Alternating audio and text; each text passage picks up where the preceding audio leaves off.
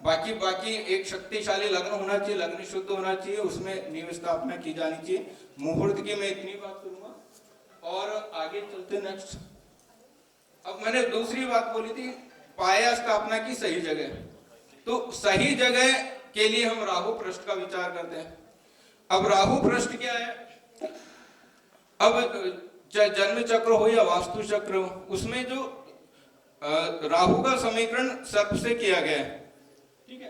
तो जब ये जो राशियां हैं सूर्य की राशियां, सूर्य हर एक एक महीने राशि में रहते हैं, राशि परिवर्तित करते हैं और 3-3 महीने से नींव स्थापना की जो डायरेक्शन बदलती जाती है, ठीक है। तो राहु पृष्ठ है जो राहु से रहित जो दिशा है, क्योंकि इसके पीछे जो महत्वपूर्ण जो कारण है कि जो पाया है अपना नींव स्थापना, उसको राहु से बचाना है।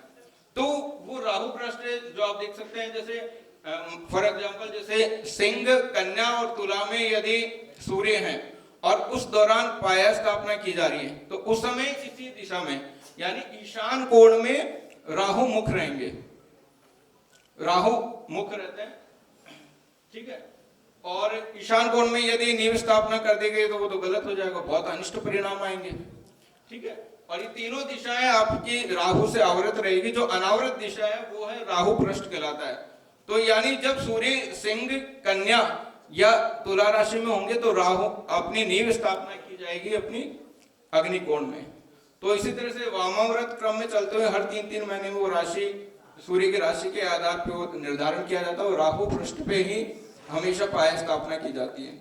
इसको यदि मैं ज्योतिष से अगर लिंक करूं तो जैसे सर के मुख से आप सुन ही चुके हैं और कुछ नए हैं तो मैं एक बार रिपीट कर देता हूँ। वैसे तो गुरु बोल दे तो उसके बाद बोलने के लिए उस सिमिलर टॉपिक पे तो कुछ शेष रहता नहीं है। तो मंच पर जब भी बोलने की बारी आती है तो एक शिष्य यही सोचता है कि अगर सिमिलर टॉपिक हो तो गुरु बाद में बोले तो ठीक है, अगर पहले बोल जाए तो फिर शिष्य के लिए उस पर बोलना ज्यादा शेष रहता नहीं है। फिर भी मैं, क्योंकि जो कल बोल रहे थे सर, चौथे भाव में यदि राहु हो तो पाया स्थापना हमेशा वो गलत जगह मिलती है या उससे जो संबंधित प्रक्रिया में हमेशा कोई बड़ी गलती देखने को मिलती है। जो राहु केतु का जो चतुर्थ और जो दशम एक्सिस है और उस पर यदि कोई शुभ प्रभाव नहीं हो तो ये मकान के अस्तित्व पर सवाल खड़े करता है। तो राहु का नैसर्गिक बल सूर्य के नैसर्गिक बल से भी अधिक माना गया है। जब इसके हम ज्योतिष में फलादेश की भी बात करते हैं, यदि कोई भी ग्रह यदि राहु मुख में है तो अच्छे फल नहीं देते। फॉर एग्जाम्पल यदि सूर्य यदि राहु मुख में है और अपन यदि सूर्य के आधार पर फलादेश कर रहे हैं तो उसके फलादेश में अंतर आएगा ही आएगा।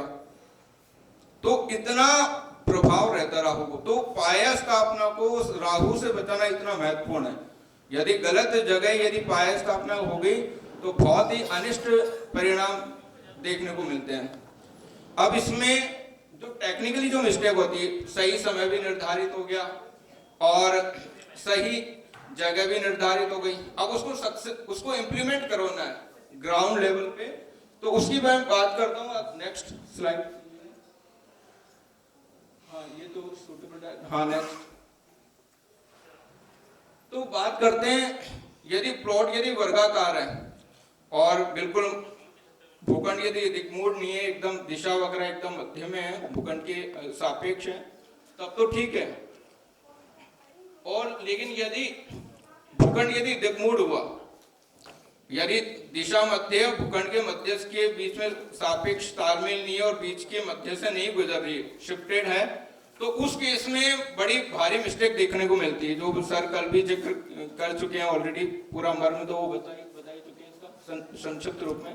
तो उसका नेक्स्ट अपन देखते हैं, इसमें तो कोई गलती नहीं है। तो जैसे नॉर्थ ईस्ट में वो कोने पे आएगी। जनरल लोग यही समझते हैं कि मकान के कोने पे ही अपन पाया स्थापना की जाती है, ठीक है। अब आगे अगर थोड़ा सा भी नेक्स्ट स्लाइड कीजिए। यदि अगर दिशा मध्य ही कोने से निकल रहा हो तो उसमें सबसे ज्यादा मिस्टेक देखने को मिलती है, ठीक है। अगर इसमें यदि अपन मकान के कोने को मान के यदि पाया स्थापना कर देंगे तो गलत हो जाएगा। अगर जनरली क्या होता है, लोग जहाँ से ईस्ट निकल रहा है, अभी आप स्लाइड में देख सकते हैं, तो वो उसको ईशान कोण मान के स्थापना, पाया स्थापना कर देते हैं, वो दिक् साधन करते ही नहीं है। तो ये जो कर्मकांड कराने वाले पंडित जी, ये उनसे भी ये गलती देखने को मिलती, क्योंकि वो सर बता रहे थे कल कि बस्ते में पंचांग तो रखते हैं लेकिन कंपास नहीं रखते हैं। तो जब मैंने प्रारंभिक स्तर पे जब मैंने इस फील्ड में आया और गुरु जी से जुड़ा, तो मैंने पाया स्थापना बाद में करने गया ग्राउंड लेवल पे, पहले मैंने वास्तु सीखी।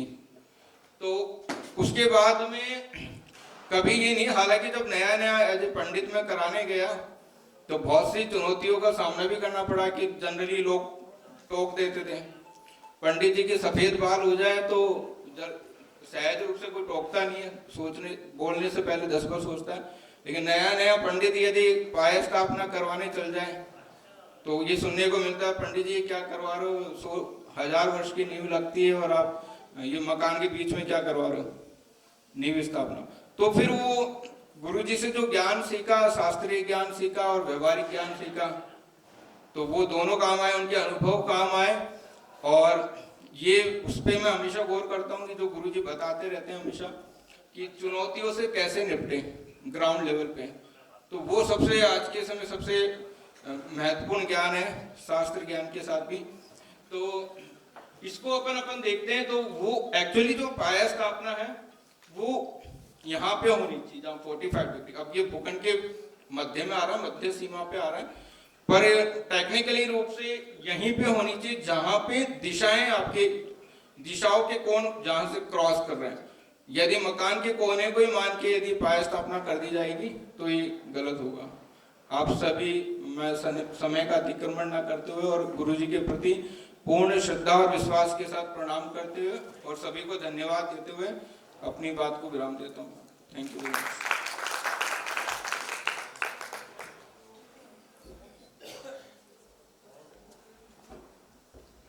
अब मैं आचार्य अशोक दीक्षित जी को आमंत्रित करना चाहूंगी कि वो आए और भारद्वाज जी का सम्मान करें।